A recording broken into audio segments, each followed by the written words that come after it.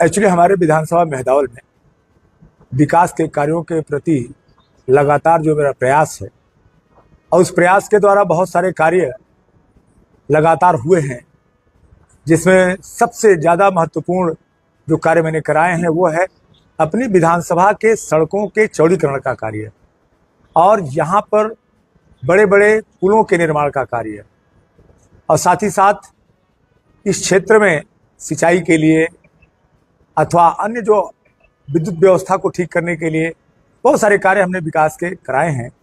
परंतु आज मैंने जो बुलाया है आप लोगों को, हमारी विधानसभा में एक हमारे पूर्व विधायक हैं, नाम नहीं लूँगा, पूर्व विधायक मतलब आप समझ सकते हो, ये लगातार मेरे कार्यों को अपना बता करके जनता में भ्रम फैलाने का काम कर रहे हैं। अभी परसों की बात है, इन्होंने चौरी गांव में जा करके, चौरी में जो आमी नदी बहती है चौरी के बगल से, जो बॉर्डर पे बहती है गोरखपुर के, तो इसके लिए मैंने 2025 में 23 जून 2025 को मैंने पत्र दिया था शासन को। इस शासन को पत्र दिया था, इसमें मैंने 20 काम दिया था, जिसमें सड़कों का निर्माण, पुलों का निर्माण, ये सब था। चौथे नंबर पर इसमें चौरी में पुल निर्माण की बात मैंने की थी और उसी क्रम में शासन द्वारा निर्देशित किया गया तो विभागीय कर्मचारियों ने वहां जा करके सर्वे किया और सर्वे के बाद फिर उसका आगणन 23,57,87,000 का 23,57,87,000 का आगणन अभी तैयार हुआ है। तो इसके संबंध में मैंने जब अखबारों में देखा तो मैंने इस विभाग के उप परियोजना प्रबंधक, जो सेतु निगम के उप परियोजना प्रबंधक हैं, जिनको ये कार्य करना होता है, मैंने उनसे कहा कि भाई ये प्रस्ताव मैंने दिया था और आज मैंने देखा सोशल मीडिया पे और इस तरीके से आ रहा है, उस गांव का प्रधान कोई मीटिंग कर रहा है, जनता को बुला रहा है और पूर्व विधायक जा रहा है, वो कर रहा है कि ये काम मैंने कराया।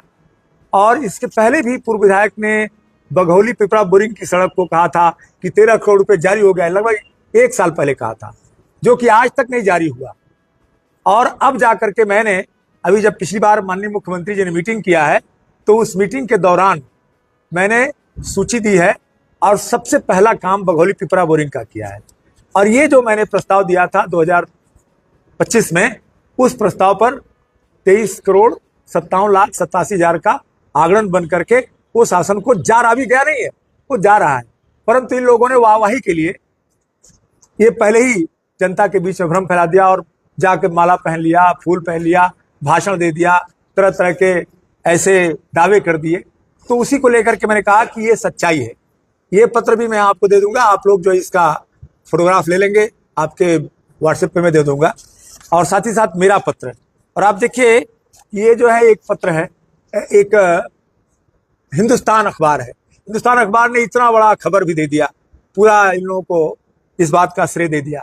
ये फर्जी बातें करके समाज में इस तरीके का संदेश देना चाहते हैं कि हमारे द्वारा किया जा रहा है।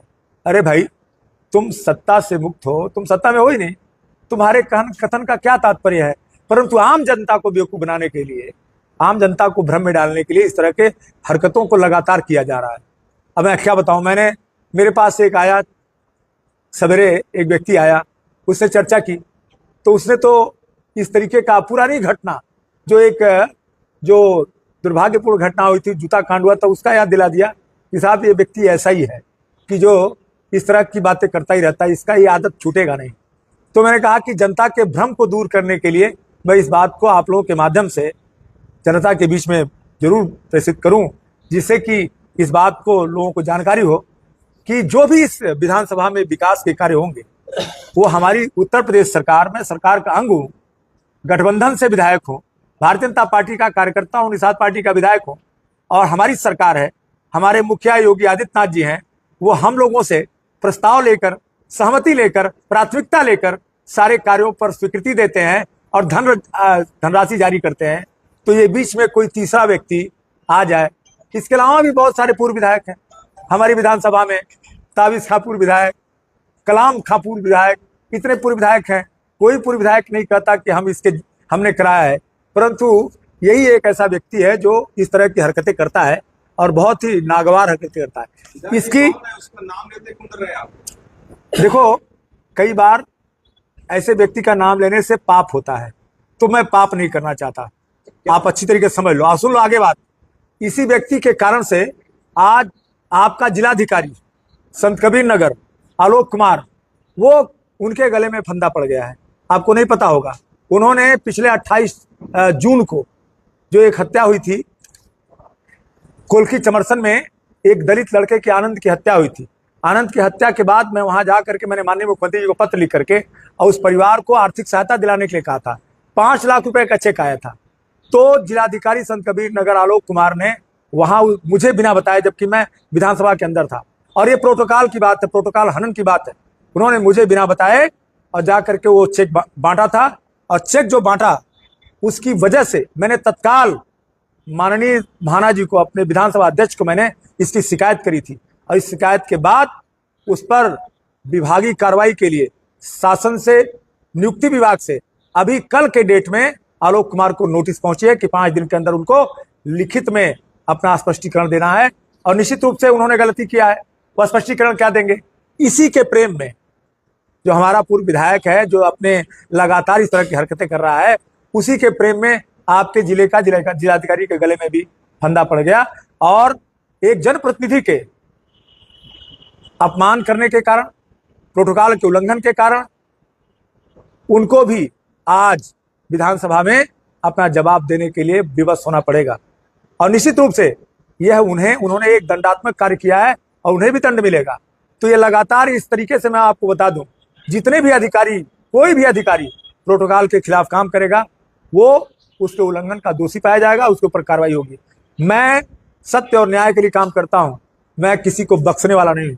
जो भी व्यक्ति गलत करेगा उसके खिलाफ कार्रवाई करूंगा, ये मेरा कर्तव्य भी है और मेरा संकल्प भी है। क्या वजह है विधायक की बार बार इस तरह के आरोप आपके द्वारा लग रहे हैं, या उनका इस तरह के? भाई देखो, वजह क्या, 2019 में आपने देखा था सांसद और विधायक सिर्फ इसी बात के लिए कि ये भी शरद त्रिपाठी सांसद का शिलापट पे नाम नहीं लिखवाने देता था और अपना नाम जाकर के लिखा करके और जाकर के उसको लोकार्पण करके चला आता था। इसकी पुरानी आदत है और इसी आदत का परिणाम था उतनी बड़ी घटना हुई। परंतु मैं तो शरीफ आदमी हूं, मैं तो इस तरह की घटना करने से बचा, मुझे तो इस तरह करना नहीं है। परंतु मैं इसकी कलई जरूर खोलूंगा, मैं इसकी सच्चाई जनता के सामने जरूर लाऊंगा, मैं बख्सूंगा नहीं।